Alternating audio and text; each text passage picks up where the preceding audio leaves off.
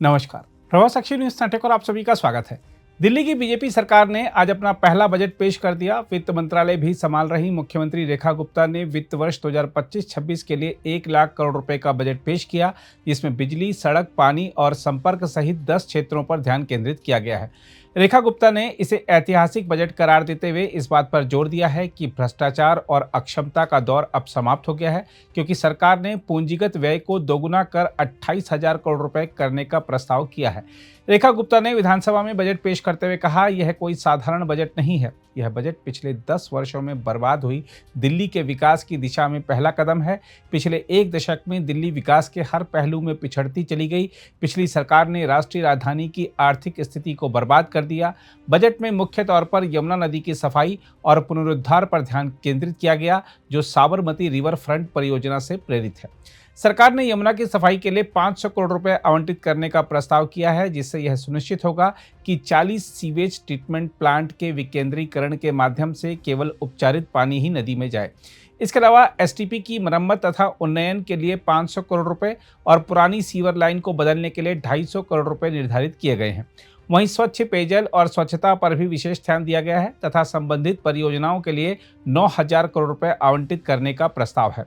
स्वास्थ्य क्षेत्र के लिए 6,874 करोड़ रुपए आवंटित किए गए, जिसमें स्वास्थ्य व कल्याण केंद्र स्थापित करने और आयुष्मान आरोग्य मंदिर पहल का विस्तार करने पर ध्यान केंद्रित किया गया है। दिल्ली सरकार ने दिल्ली राष्ट्रीय राजधानी क्षेत्र के भीतर बेहतर परिवहन संपर्क के लिए 1,000 करोड़ रुपए आवंटित किए हैं। महिलाओं के कल्याण के मकसद से पात्र महिलाओं को 2,500 रुपए प्रतिमाह प्रदान करने के लिए 5,100 करोड़ रुपए निर्धारित किए गए हैं। इसके अलावा सरकार महिलाओं की सुरक्षा के लिए पूरे शहर में 50,000 सीसीटीवी कैमरे लगाएगी। रेखा गुप्ता ने घोषणा की कि सरकार का लक्ष्य दिल्ली को निवेश व नवाचार के अनुकूल शहर बनाना है। इसके लिए नई औद्योगिक नीति और नई गोदाम नीति पेश की जाएगी। व्यापारी कल्याण बोर्ड की भी स्थापना की जाएगी। इसके अलावा दिल्ली में पहली बार वैश्विक निवेश शिखर सम्मेलन आयोजित किया जाएगा। यह हर 2 वर्ष में आयोजित किया जाएगा।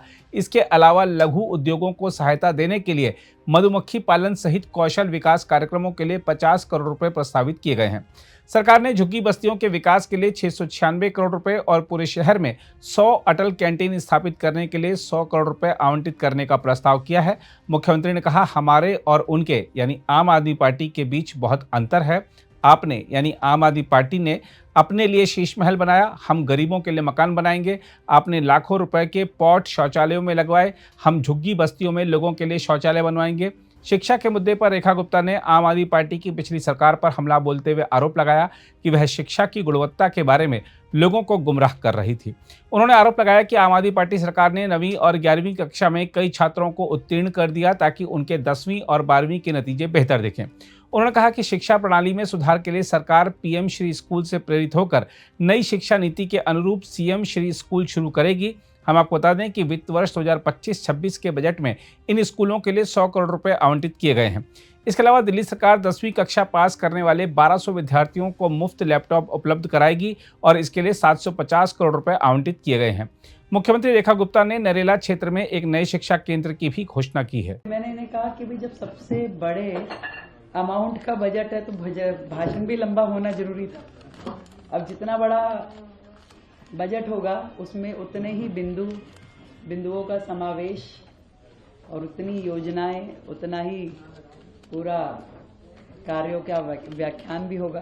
भाई विशेष तो सबसे बड़ा डिफरेंस तो आप लोगों ने देख ही लिया कि 2024-25 में जो था वो 76,000 करोड़ का बजट था, जिसे दिल्ली के इतिहास में इस बार 1 लाख करोड़ का बजट, जो कि 31.58% का इजाफा, जो दिल्ली के इतिहास में अपने आप में पहली बार हुआ और देश में भी किसी भी बजट का ये सबसे बड़ा इंक्रीमेंट इसे हम बोल सकते हैं।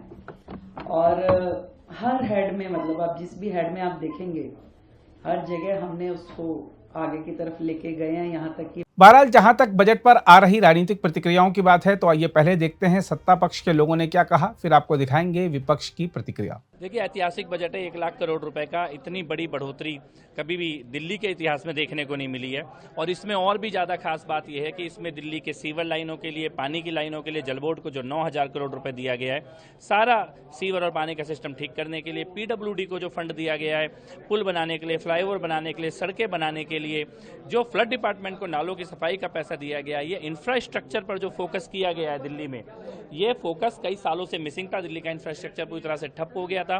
कमजोर वर्गों के लिए भी घोषणाएं हैं, महिलाओं के लिए भी हैं, व्यापारियों के लिए भी हैं, यहाँ तक कि गिग वर्कर जो कर्मचारी काम करते हैं अलग अलग ऑनलाइन प्लेटफॉर्म्स के लिए, उनके लिए भी वेलफेयर बोर्ड बनाने की घोषणा की गई है। दिल्ली की ब्रांडिंग के लिए अलग से फंड लाया गया है। ऐतिहासिक बजट है और मुख्यमंत्री जी, जब महिला के हाथ में इकोनॉमी आती है तो वो कितनी शानदार और क्या बरकत उसमें होती है, आज के बजट ने यह साबित किया। बहुत शानदार। टूरिज्म मिनिस्टर होने के नाते, कला संस्कृति मंत्री के नाते और लॉ मिनिस्टर होने के नाते जो बजट इन तीनों विभागों को दिया गया, उसके लिए मैं उनका बहुत बहुत आभारी हूँ। और 1 लाख करोड़ का जो आउटले है वो पहली बार दिल्ली के इतिहास में है, तो सभी को बहुत बहुत बधाई, दिल्ली वासियों को, पूरी सरकार को, सीएम मैडम को, और जितने अलग अलग डिपार्टमेंट्स हैं जहां जितना पैसे की आवश्यकता है उतना एलोकेशन किया गया है। तो I think it is a well thought budget और हर डिपार्टमेंट को, हर सेगमेंट को, हर जो भी इम्पोर्टेंट डिपार्टमेंट उसको ध्यान में रखते हुए इसका एलोकेशन किया गया है। उन्होंने हर डिपार्टमेंट को छुआ है, चाहे फिर वो हेल्थ हो, टूरिज्म हो। यमुना पे काफी फोकस डाला गया है इस बजट में, उसको आप कैसे देखते हैं? वो तो कमिटमेंट है कि यमुना रिवर को साफ करना है और उसका जो पोल्यूशन लेवल्स है उसको कम करना है। तो बहुत एक प्लानिंग के तहत जो है पूरा बजट। आज का बजट जो भारतीय जनता पार्टी ने सदन पटल पर रखा है, उसको अगर एक शब्द में डिस्क्राइब किया जाए तो ये हवाई बजट है। इस 1 लाख करोड़ के बजट का कोई आधार नहीं है। दिल्ली सरकार के पास 1 लाख करोड़ का राजस्व कहीं से नहीं आने वाला है। और इसी वजह से जो कल हम सवाल उठा रहे थे कि आर्थिक सर्वेक्षण, इकोनॉमिक सर्वे सदन पटल पर क्यों नहीं रखा गया, इसीलिए नहीं रखा गया क्योंकि उसमें जो तथ्य हैं, उसमें जो आंकड़े हैं, उसमें जो विश्लेषण है, आज इस हवाई बजट की सारी हवा निकाल देता। इसलिए निराधार बजट इन्होंने सदन पटल पर प्रस्तुत कर दिया है। अगर आप परसेंटेज एलोकेशन के हिसाब से देखिए तो 10 साल में पहली बार शिक्षा का बजट 20% से कम हुआ है।